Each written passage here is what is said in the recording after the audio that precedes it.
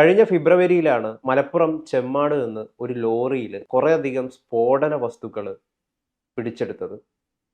ഇതിൻ്റെ ഒരു പശ്ചാത്തലത്തിലാണ് കഴിഞ്ഞ ദിവസം കുറേയധികം റെയ്ഡുകളും അറസ്റ്റുകളൊക്കെ സംഭവിച്ചത്. 6ഓളം മലയാളികളാണ് ഇതിൽ ഉൾപ്പെട്ടിരിക്കുന്നത് എന്ന് പറയുന്നത് ശരിക്കും പറഞ്ഞു കഴിഞ്ഞാൽ അത്ഭുതകരമാണ്. എങ്ങനെയാണ് ഇത്തരം മലയാളികൾ ഇങ്ങനെയുള്ള തീവ്രവാദ അല്ലെങ്കിൽ രാജ്യവിരുദ്ധ പ്രവർത്തനങ്ങളിലേക്ക് വന്ന് ചാടുന്നത് എന്ന് പറയുന്നത് ശരിക്കും പറഞ്ഞു കഴിഞ്ഞാൽ ഏവരും അറിയേണ്ട അല്ലെങ്കിൽ ഉറ്റുനോക്കേണ്ട ഒരു കാര്യങ്ങളാണ്. ശരിക്കും പറഞ്ഞു കഴിഞ്ഞാൽ ഈ നിർണായകമായിട്ടുള്ള ഈ രഹസ്യരേഖ എന്താണ് സൂചിപ്പിക്കുന്നത്? ഈ അറസ്റ്റിനെ കുറിച്ചും ഇതുമായി ബന്ധപ്പെട്ടുള്ള കുറേയധികം കാര്യങ്ങളുണ്ടല്ലോ, അതിനെ പറ്റിയുള്ള കൂടുതൽ വിശദാംശങ്ങൾ എന്തൊക്കെയാണ്?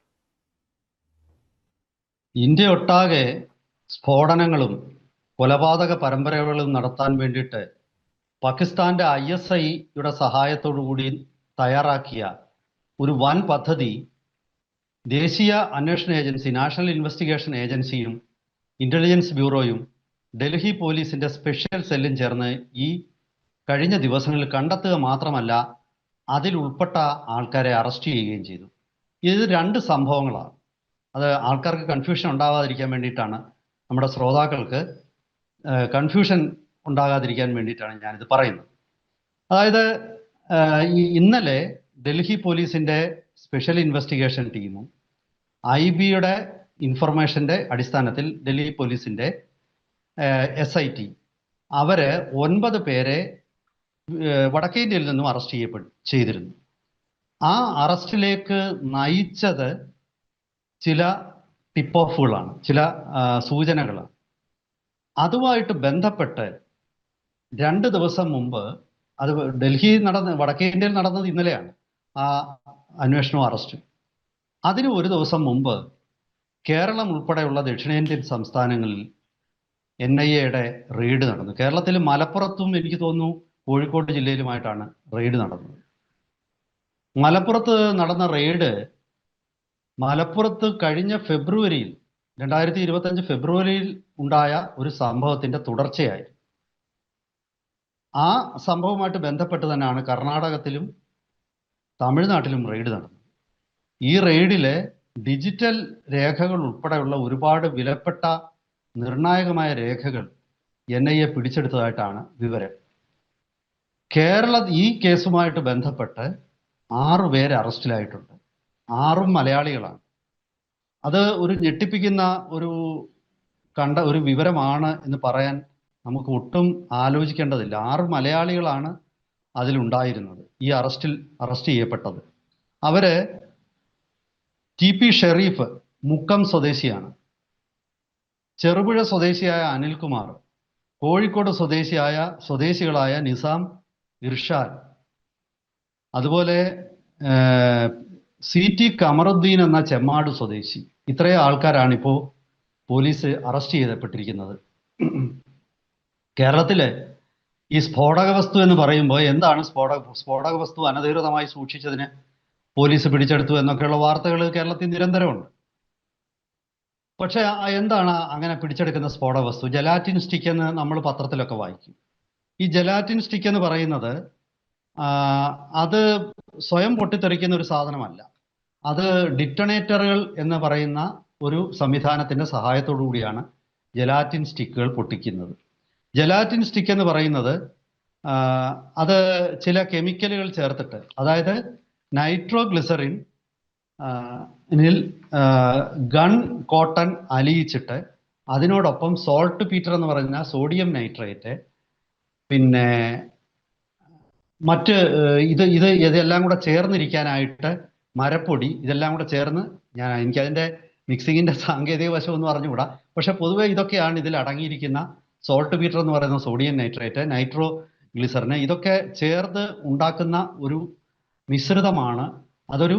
ഒരു നീളമുള്ള ഒരു വടിയുടെ രൂപത്തിൽ ഉണ്ടാക്കുന്നതുകൊണ്ടാണ് ഇതിന് ജലാറ്റിൻ സ്റ്റിക്കുകൾ എന്ന് പറയുന്നത്.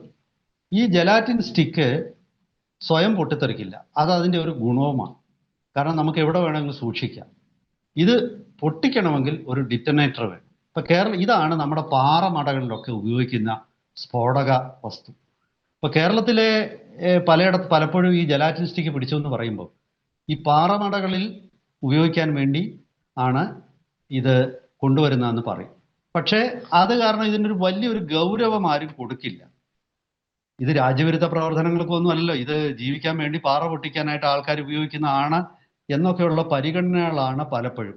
പക്ഷേ ഇപ്രാവശ്യം NIA കണ്ടെത്തിയിരിക്കുന്നത് ഇത് ദേശവിരുദ്ധ പ്രവർത്തനങ്ങൾക്ക്, രാജ്യവിരുദ്ധ പ്രവർത്തനങ്ങൾക്ക് വേണ്ടി വളരെ കൃത്യമായിട്ട് കൊണ്ടുവന്നതാണെന്നുള്ളതാണ്. പക്ഷേ എവിടെയോ കേരള പോലീസിന് പിഴച്ചോ എന്ന് ഞാൻ സംശയിക്കുന്നു. എന്താണ് സംശയിക്കുന്നത്? ഇത് മലപ്പുറത്ത് ചെമ്മാടെന്ന സ്ഥലത്ത് ഒരു ഇഷ്ടിക നിർമ്മാണ കേന്ദ്രത്തെ, ഹോളോ ബ്രിക്സ് നിർമ്മിക്കുന്ന ഒരു സ്ഥലത്ത് പാർക്ക് ചെയ്തിട്ടിരുന്ന ഒരു ലോറിയിൽ നിന്നാണ് ഇത് ആദ്യമായിട്ട് കണ്ടെത്തുന്നത്. ആ ലോറിയിൽ നിറയെ ഉണ്ടായിരുന്നത് വലിയ ഉള്ളിയാണ്. ഉള്ളി, അതായത് സവാള ഉള്ളി കയറ്റി വന്ന ഒരു ലോറിയിൽ നിന്നാണ് ഇതാദ്യം പിടിച്ചെടുക്കുന്നത്. ആദ്യം അന്നത്തെ പത്രങ്ങളിലൊക്കെ വന്ന റിപ്പോർട്ടുകൾ പ്രകാരം ഫെബ്രുവരി 4-ന് പോലീസ് കണ്ടെത്തിയത് 18,000 ജലാറ്റിൻ സ്റ്റിക്കുകളും, അതായത് 18,000 ജലാറ്റിൻ സ്റ്റിക്കുകളും 4,200 ഡിറ്റണേറ്ററുകളുമാണ് ആ ലോറിയിൽ നിന്നും പോലീസ് പിടിച്ചെടുത്തത്. പോലീസിന് കിട്ടിയ ഒരു രഹസ്യ ഇൻഫർമേഷനെ തുടർന്നാണ് പോലീസ് അവിടെ റെയ്ഡ് നടത്തിയത്. പക്ഷെ റെയ്ഡ് ചെയ്യാൻ ചെന്നപ്പോൾ ഇത് പിന്നെ ഈ സവാളയുടെ ഉള്ളി മാറ്റിയിട്ട് അത് പുറത്തേക്ക് എടുത്തുകൊണ്ടിരുന്ന ആൾക്കാർ പെട്ടെന്ന് അവിടുന്ന് രക്ഷപ്പെട്ടു. അതാരാണെന്ന് ഇതുവരെ കണ്ടുപിടിച്ചിട്ടില്ല. അതൊരു വലിയ വീഴ്ചയാണ്. പകരം ഈ ഹോളോ ബ്രിക്സ് നിർമ്മിക്കുന്ന സ്ഥലത്തെ ആളിനെ അവർ പിടിച്ചെടുക്കുകയും പിന്നെ അതുപോലെ തന്നെ ഈ ലോറി ഡ്രൈവറെ ഉൾപ്പെടെയുള്ളവരെ, ആ ലോറി ഉടമസ്ഥനെ അതെല്ലാം ട്രേസ് ചെയ്തിട്ടുണ്ട്. പക്ഷെ ഇവിടെ ഇപ്പോൾ വരുന്ന റിപ്പോർട്ട് പ്രകാരം പിടിച്ചെടുത്ത ഈ സ്റ്റിക്കുകൾ മൊത്തം 89,600-ഉം ഡിറ്റനേറ്ററുകളുടെ എണ്ണം 10,500-ഉമാണ്. ഞാൻ പറയാൻ വിട്ടുപോയ ഒരു കാര്യം, ഈ മലപ്പുറത്ത് നിന്ന് ഫെബ്രുവരി 4-ന് പിടിക്കുമ്പോൾ കടാങ്കോട് എന്ന് പറയുന്ന സ്ഥലത്ത്, അത് പാലക്കാട് ജില്ലയിൽ, അവിടുന്ന് കുറെ ഡിറ്റനേറ്ററുകൾ പിടിച്ചിരുന്നു. പക്ഷെ ഇതെല്ലാം കൂടെ കൂട്ടിയാലും ഇപ്പോഴത്തെ കണക്കുമായിട്ട് ഒക്കുന്നില്ല. ഏതാണ്ട് 90,000 ജലാറ്റിൻ സ്റ്റിക്കുകളാണ് ഇപ്പോഴത്തെ വാർത്ത അനുസരിച്ച് ഇപ്പോൾ പോലീസ് പിടിച്ചെടുത്തിരിക്കുന്നത്. ഇത് എന്തുകൊണ്ടാണ് ഇത് വീണ്ടും NIA-യുടെ ശ്രദ്ധയിലേക്ക് ഈ കേസ് പോയത് എന്ന് ചോദിക്കും. എന്താണ് ചോദിക്കാനുള്ളത്? ഇതിപ്പം സാറ് പറഞ്ഞതനുസരിച്ചിട്ട് ശരിക്കും പറഞ്ഞു കഴിഞ്ഞാൽ വളരെയധികം ഗൗരവകരമായിട്ടുള്ള, ഗുരുതരമായിട്ടുള്ളൊരു കാര്യമാണ്, ഞെട്ടിപ്പിക്കുന്ന ഒരു കാര്യമാണ്. മലബാർ പ്രദേശങ്ങളിലാണ് ശരിക്കും പറഞ്ഞു കഴിഞ്ഞാൽ ഈ റെയ്ഡുകൾ ഒക്കെ നടന്നിട്ടുള്ളത്. അതായത് കോഴിക്കോട്, മലപ്പുറം, കണ്ണൂർ, കാസർഗോഡ് തുടങ്ങിയ ജില്ലകളിൽ. അപ്പോൾ ഇതിലിപ്പോൾ വ്യവസായ സ്ഥാപനങ്ങളെയൊക്കെ കേന്ദ്രീകരിച്ചുകൊണ്ട് റെയ്ഡുകളൊക്കെ നടന്നു എന്നൊക്കെ പറയുന്നുണ്ട് സാർ. അതിൻ്റെയും കൂടുതൽ അല്ല, അത് വിശദാംശങ്ങളൊന്നും അധികം മാധ്യമങ്ങൾ റിപ്പോർട്ട് ചെയ്തിട്ടില്ല. ഇത് പിന്നെ പ്രമുഖ വ്യക്തികളുടെ വീടുകളിൽ റെയ്ഡ് നടന്നിട്ടുണ്ട്, വ്യവസായ സ്ഥാപനങ്ങളിൽ റെയ്ഡ് നടന്നിട്ടുണ്ട്. പിന്നെ ഇത് ഒരു വളരെ വ്യാപകമായ, ഞാൻ പറഞ്ഞല്ലോ, ഇതൊരു നിസ്സാര സംഭവമല്ല. ഇത് ഏതെങ്കിലും ക്വാറിയിൽ ഉപയോഗിക്കാനായിട്ട് ലൈസൻസ് ഇല്ലാതെ എടുത്തതല്ല. അങ്ങനെയൊന്നും തെറ്റിദ്ധരിക്കണ്ട. ഇത് പെട്രോളിയം ആൻഡ് എക്സ്പ്ലോസീവ് ഓർഗനൈസേഷനാണ് ഇതിന്റെ ലൈസൻസ് കൊടുക്കുന്നത്. അപ്പോൾ അതൊന്നും അല്ല ഇവിടുത്തെ വിഷയം. ഇപ്രാവശ്യം കേരളത്തിലെ ഈ കണ്ടെത്തിയ ജലാറ്റിൻ സ്റ്റിക്കുകളും ഡിറ്റണേറ്ററുകളും ഒരു സ്പെസിഫിക് പർപ്പസിന് വേണ്ടി കൊണ്ടുവന്നതാണ്. അതെങ്ങനെയാണ് NIA-യുടെ ശ്രദ്ധയിലോട്ട് വന്നത് എന്നുകൂടെ ഞാൻ വിശദമാക്കുക. അപ്പോഴായിരിക്കും നിങ്ങൾ കൂടുതലും ഞെട്ടുന്നത്. ഏതാണ്ട് ഒരു മാസത്തിന് മുമ്പ് പ്രധാനമന്ത്രി നരേന്ദ്രമോദി ബാംഗ്ലൂരിലെ ഒരു ഫംഗ്ഷന് വന്നു. അതായത് ശ്രീ രവിശങ്കറിന്റെ ആർട്ട് ഓഫ് ലിവിംഗുകാരുടെ ഒരു ഫംഗ്ഷന് വേണ്ടിയിട്ട് അദ്ദേഹം വരും. അദ്ദേഹം പോകുന്ന റൂട്ടിൽ ജലാറ്റിൻ സ്റ്റിക്കുകൾ ഒരു ഒഴിഞ്ഞ സ്ഥലത്ത് നിന്ന് ജലാറ്റിൻ സ്റ്റിക്കുകൾ കണ്ടെത്തി. ഈ ജലാറ്റിൻ സ്റ്റിക്കുകൾ കണ്ടെത്തിയതാണ് ഇവിടെ ഈ കേരളത്തിലെ ഈ അന്വേഷണത്തിന് പുതിയ മാനം കൊടുത്തിരിക്കുന്നത്. ഇപ്പോൾ അതിനെക്കുറിച്ച് വ്യക്തമായ സൂചനകളൊന്നുമില്ല. എങ്കിലും ഞാൻ മാധ്യമങ്ങളിലും പൊതുവിടത്തിലും ലഭ്യമായ വിവരങ്ങൾ അനുസരിച്ച് നമുക്ക് ചിന്തിക്കാൻ പറ്റുന്നത് ഈ ജലാറ്റിൻ സ്റ്റിക്കുകൾ കേരളത്തിൽ നിന്നായിരിക്കണം അവിടെ എത്തിച്ചേർന്നതെന്നാണ്. അതായത് പ്രധാനമന്ത്രിയുടെ റൂട്ടിൽ പ്ലാന്റ് ചെയ്തിരുന്ന ഈ ജലാറ്റിൻ സ്റ്റിക്കുകൾ അത് സ്ഫോടനം നടത്താനായിട്ട് ഉദ്ദേശിച്ചല്ല. കാരണം അവിടെ ഈ വയറുകളും ഡിറ്റണേറ്ററും മാറി വേറൊരു സ്ഥലത്തായിട്ടാണ് കിടന്നിരുന്നത്. പക്ഷേ അതൊരു മുന്നറിയിപ്പായിരുന്നു. എന്തിനുള്ള മുന്നറിയിപ്പാണ്? ഇത് അവിടെ അന്നത് ഞാൻ തന്നെ ഇവിടെ ചർച്ചയ്ക്ക് എടുത്തതാണ്. അതായത് എനിക്ക് തോന്നുന്നു ഗൗതം തന്നെ ആയിരുന്നു എന്നോടൊപ്പം ഇരുന്നിരുന്നത്. അന്ന് ഈ പോലീസ് ഈ പ്രദേശമാകെ കോമ്പിങ് ഓപ്പറേഷൻ പലവട്ടം 6 വട്ടം നടത്തിയതാണ്. അതിനുശേഷമാണ് ഇത് കണ്ടെത്തിയത്. അതായത് ഇത് സുരക്ഷാ ഏജൻസികൾക്കും പ്രധാനമന്ത്രിക്ക് തന്നെയുമുള്ള ഒരു മുന്നറിയിപ്പായിരുന്നു. അതായത് നിങ്ങൾ എത്ര വിചാരിച്ചാലും ഞങ്ങൾ നിങ്ങളുടെ വഴിയിലുണ്ട്, ഞങ്ങളുടെ കണ്ണുകൾ നിങ്ങളുടെ പിന്നാലെയുണ്ട്, ഞങ്ങൾ വിചാരിച്ചാൽ നിങ്ങളുടെ വഴിയിൽ നിങ്ങൾക്ക് അപകടമുണ്ടാക്കാൻ പറ്റും എന്ന ഒരു മുന്നറിയിപ്പായിരുന്നു അത്. അവിടെയാണ് ഈ വിഷയം ഗൗരവമായതും അവിടെയാണ് ഇതിന്റെ പിറകെ NIA വന്നതും ആണ് പൊതുവിടത്തിൽ നിന്നും ലഭ്യമായ വിവരമനുസരിച്ച് ഞാൻ മനസ്സിലാക്കുന്നത്. ഇവിടെ നിശ്ചയമായിട്ടും പല ചോദ്യങ്ങളുണ്ട്. അതായത് ഫെബ്രുവരിയിൽ കടാങ്കോട് നിന്നും അതുപോലെ ചെമ്മാട് നിന്നും സ്ഫോടക വസ്തുക്കളും ഡിറ്റോനേറ്ററുകളും വയറുകളും ഒക്കെ പിടിച്ചെടുക്കുമ്പോൾ അത് പ്രത്യേകിച്ച് ഒരു ഉള്ളി കടത്തുന്ന ഒരു ലോറിയിൽ ഒളിപ്പിച്ചുകൊണ്ട് വന്നപ്പോൾ എന്തുകൊണ്ടാണ് പാലക്കാട്ട് നിന്ന് പിടിച്ചത് ആ ലോറിയിൽ തണ്ണിമത്തനായിരുന്നു, മലപ്പുറത്ത് നിന്ന് പിടിച്ച ലോറിയിൽ ഉള്ളിയായിരുന്നു. പോലീസ് എന്തുകൊണ്ടാണ് ഈ അന്വേഷണം വേണ്ട രീതിയിൽ കൃത്യമായി ഈ ആദ്യം അറസ്റ്റ് ചെയ്ത പ്രതികൾക്ക് ജാമ്യം കിട്ടിയിരുന്നു എന്നാണ് ഞാൻ മനസ്സിലാക്കുന്നത്. കാരണം അത്ര നിസ്സാരമായ വകുപ്പുകളായിരിക്കണം ചാർജ് ചെയ്തിരുന്നത്.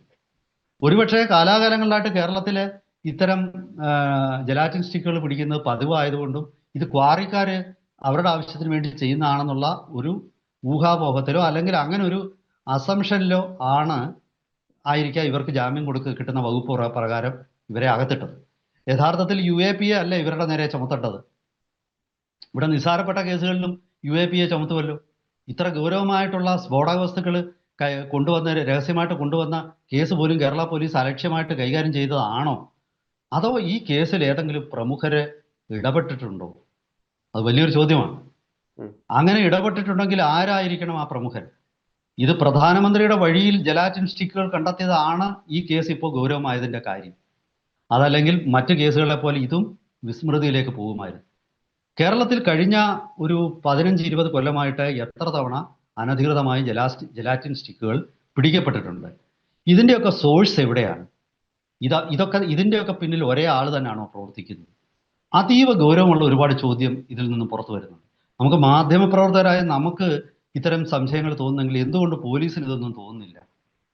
ഇതിലൊക്കെ രാഷ്ട്രീയ ഇടപെടലുകളുണ്ട്. ഇപ്പൊ തന്നെ കണ്ണൂരിൽ നിന്നും അതെ ചോദിക്കും. ശരിക്കും പറഞ്ഞു കഴിഞ്ഞാൽ മോദിയെ കൊല്ലാൻ വേണ്ടിയിട്ട് ജലാറ്റിൻ സ്റ്റിക്ക് ഉപയോഗിച്ചു എന്നാണല്ലോ ഈ ശ്രീ രവിശങ്കറിന്റെ ആ ഒരു പരിപാടിയിൽ. അതാണല്ലോ സാറ് പറയുന്നത്. അല്ല, അങ്ങനെ തന്നെ വേണം കരുതേണ്ടത്. കാരണം ഈ സ്ഫോടക വസ്തു കൊണ്ട് വെക്കുന്നതും അത് പൊട്ടിക്കാനുള്ള ഡിറ്റോനേറ്റർ വരുന്നതും ഒക്കെ ചുമ്മാതെ കളിപ്പാട്ടമല്ലല്ലോ. അങ്ങനെ നമുക്ക് പറയാൻ പറ്റില്ലല്ലോ.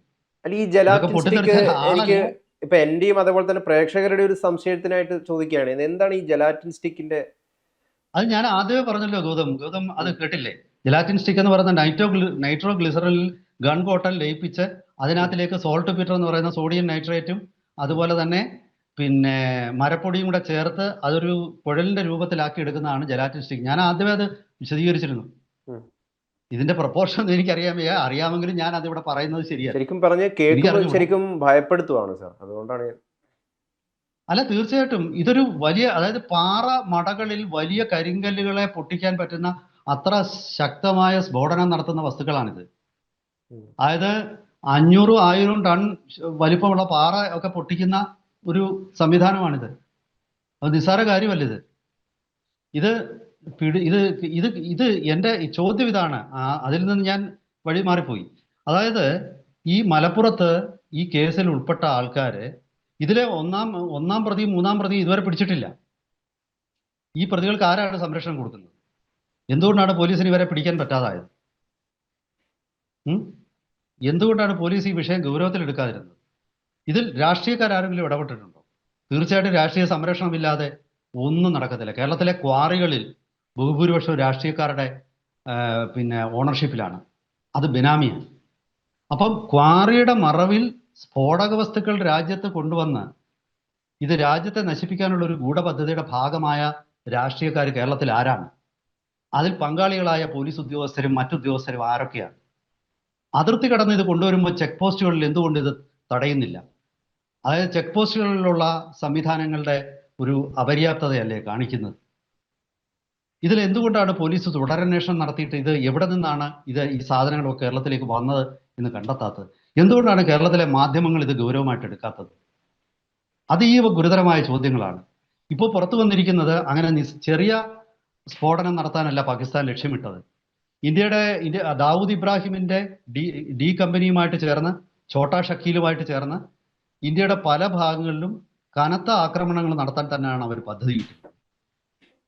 അതായത് രാജ്യവ്യാപകമായിട്ട് പ്രധാനപ്പെട്ട തന്ത്രപ്രധാനമായ സ്ഥാപനങ്ങളെയും അതിൻ്റെ അതുപോലെ നേതാക്കന്മാരെയും വ്യക്തികളെയും ഒക്കെ ടാർഗറ്റ് ചെയ്ത വലിയൊരു ആക്രമണ പരമ്പരയ്ക്ക് തുടക്കമിടാനാണ് ഇത് ലക്ഷ്യമിട്ടിരുന്നത്. പ്രധാനമന്ത്രിക്ക് നേരെ തന്നെയാണ് ആക്രമണം ഉണ്ടായത്. ഇതിന്റെ പിന്നിൽ ആരാണ്, എന്താണ്, എവിടെ നിന്നാണ് ഇത് സോഴ്സ് ചെയ്തത്, ഇവർക്ക് വേണ്ടി പോലീസിൽ ഇടപെടലുകൾ നടത്തിയിരുന്നത് ആരാണ്, എന്തുകൊണ്ടാണ് പോലീസ് ഗൗരവമായിട്ട് ഇത് കാണാതിരുന്നത്? ഈ ചോദ്യങ്ങളുടെ മറുപടി നാടിനറിയണം. ഇത് ഞാൻ ചുമ്മാതെ അർണബ് ഗോസ്വാമി വിളിച്ചു പറയുന്നത് India wants to know it എന്ന് പറയുകയല്ല. പക്ഷെ ഇതൊരു യഥാർത്ഥ സംഭവമാണ്. ഇത് നടന്ന സംഭവമാണ്. ഇതൊന്നും നമ്മളാരും ഭാവന കണ്ടതല്ല. എന്തായാലും വരും ദിവസങ്ങളിൽ ഇതിന്റെ കൂടുതൽ വിശദാംശങ്ങൾ പുറത്തു വരുന്ന മുറയ്ക്ക് കൂടുതൽ നമുക്ക് ഈ വിഷയം ചർച്ച ചെയ്യാം. സമയപരിമിതി മൂലം ഞാൻ ഇവിടെ അവസാനിപ്പിക്കുന്നു. എല്ലാവർക്കും ഒരിക്കൽ കൂടി നമസ്കാരം.